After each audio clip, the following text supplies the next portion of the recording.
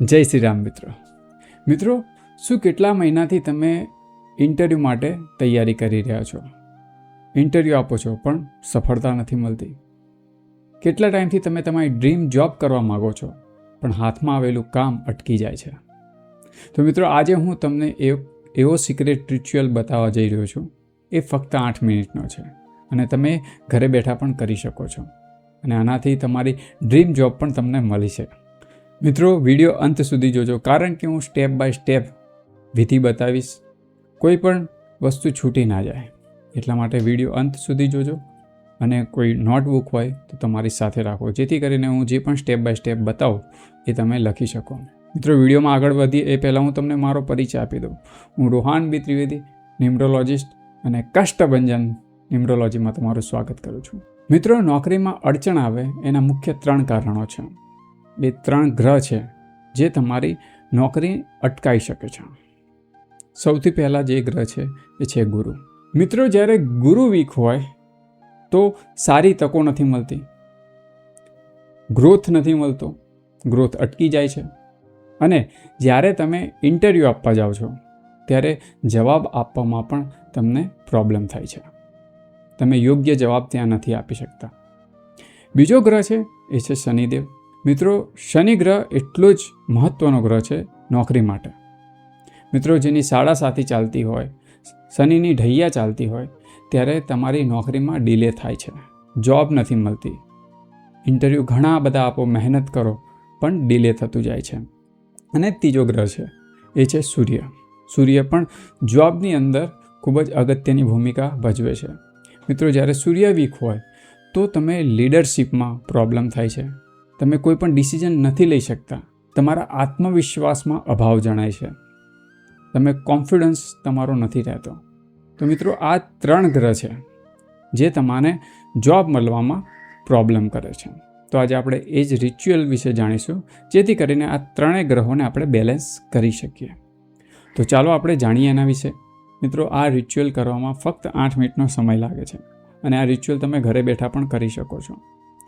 બીજી વસ્તુ એ છે કે આ રિચ્યુઅલ એટલો મોંઘો પણ નથી કે કોઈ બહારથી મોંઘી વસ્તુ લાવવી પડે. આ રિચ્યુઅલમાં જે પણ વસ્તુ બતાવવામાં આવશે એ બધી જ તમારા ઘરેથી મળી જશે. એકદમ સિમ્પલ આ રિચ્યુઅલ છે. તમારે શું લાવવાનું છે? સૌથી પહેલાં તો તમારે પીળું કપડું કાં તો પીળો રૂમાલ રાખવાનો છે. બીજી વસ્તુ કે તમારે ગલગોટા, જેમ કે પીળા ફૂલ આવે, ગલગોટા ટાઈપ, એ તમારે રાખવાના છે. થર્ડ વસ્તુ એ છે તમારા રિઝ્યુમની એક પ્રિન્ટ કઢાવી દેવાની છે અને એક ઘીનો દીવો રાખવાનો છે. બસ આટલી વસ્તુ તમારે રાખવાની છે. આ ઉપાય ક્યારે કરવાનો છે? આ ઉપાય ગુરુવારના દિવસે કરવાનો છે અને સૂર્ય ઉદય પછી 10 વાગ્યા પહેલાં આ ઉપાય કરવાનો છે. આ ઉપાય તમે જ્યારે જોબ માટે પણ જાઓ એના આગલા દિવસે પણ કરી શકો છો.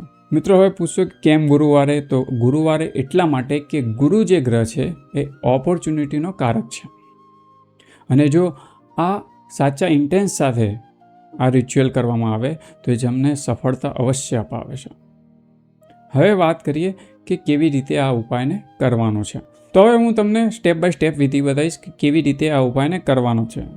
તમે તમારી સાથે નોટબુક પણ રાખી શકો છો, જેથી કરીને હું જે સ્ટેપ બાય સ્ટેપ બતાવું એ તમે લખી શકો છો. મિત્રો, સૌથી પહેલાં તમારે ગુરુવારના દિવસે વહેલા સવારે ઉઠીને નાહી ધોઈને તમારે સ્વચ્છ કપડાં પહેરી લેવાના છે અને પછી તમારે નોર્થ સાઈડની અંદર કે ઈશાન ખૂણામાં કોઈ પણ જગ્યાએ બંનેમાંથી તમે એક પીળા કલરનું કપડું અથવા તો રૂમાલ પાથરવાનો છે.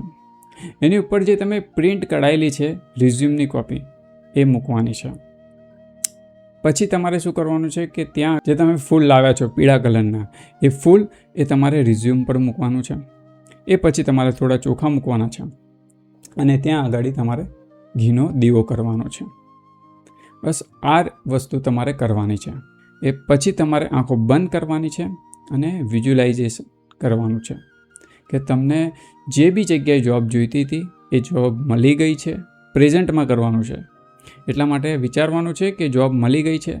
તમે તમારા કલીગની સાથે વાત કરી રહ્યા છો, તમારા બોસ સાથે તમે વાત કરી રહ્યા છો, ઇન્ટરવ્યૂ આપી રહ્યા છો, ઇન્ટરવ્યૂ તમે પાસ થઈ ગયા છો.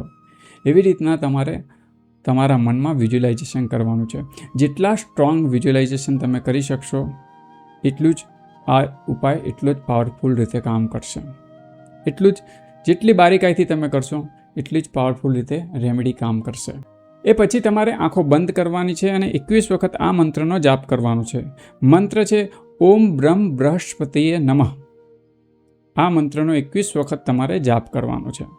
આ મંત્રનો જાપ એટલા માટે પણ થાય છે કે લાઈફની અંદર વિઝડમ જોઈએ, ઓપોર્ચ્યુનિટી જોઈએ, એના માટે પણ આ મંત્રનો ઉપયોગ કરવામાં આવે છે.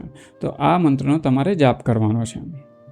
પછી તમારે જે દીવો છે એને ઠરવા દેવાનો છે અને જે તમારું રિઝ્યુમની કોપી છે એને લઈ લેવાની છે, ફોલ્ડ કરીને તમારા બેગમાં મૂકી દેવાની છે. એ પછી જે તમારા ફૂલને ચોખા બચ્યા છે એને લઈને તમારે વહેતા પાણીમાં મૂકી દેવાના છે. એ પછી રિચ્યુઅલ પછી શું, ઉપાય પછી શું? તો સૌથી પહેલાં તો એક વાત જણાવી દઉં કે એકલું ઉપાય ઉપર નથી બેસવાનું. તમારે તમારી મહેનત પણ કરવાની છે. કે તમે મહેનત ના કરો તો ઓટોમેટિક જોબ આવી જશે એવું નથી. તમારે મહેનત પણ કરવાની છે, ઇન્ટરવ્યૂ આપવાના છે. સાથે આ ઉપાય કરવાથી એની જોડે એક એનર્જી બંધાઈ જાય છે.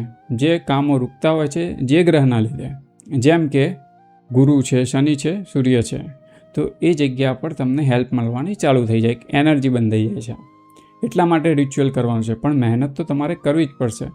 સાથે સાથે તમારો રિઝ્યુમ અપડેટ રાખો, ઇન્ટરવ્યૂ આપો, એ તો તમારે કરવાનું જ છે. બીજી વસ્તુ એ કે ગુરુવારના દિવસે પીળા કલરના કુર્તા, પીળા કલરના શર્ટ એવું પણ ધારું કરવાનું રાખો. અને એ શક્ય ના હોય તો માથે હળદરનો તિલક કરવાનો રાખો, જેથી કરીને તમારો ગુરુ પણ સ્ટ્રોંગ બને. મિત્રો, ઉપાય ફક્ત બેઠા બેઠા ઉપાય કામ નથી કરતા. ઉપાય તમારી અંદર કોન્ફિડન્સ વધારે છે. તમારા જે બંધ દરવાજા હોય, બ્લોકેજીસ હોય, એને ખોલવાનું કામ કરે છે. પણ મહેનત તો તમારે જ કરવાની છે. સાથે સાથે મિત્રો એક વસ્તુ હું કહી દઉં કે આ મિત્રો ફક્ત 8 મિનિટનો ઉપાય છે, જેને તમે કરીને તમારું જે લાઈફની અંદર બ્લોકેજીસ આવતા હોય કે કોઈ પણ કામ આવતા અટકી જતું હોય તો એ આમાંથી ખુલી શકે છે.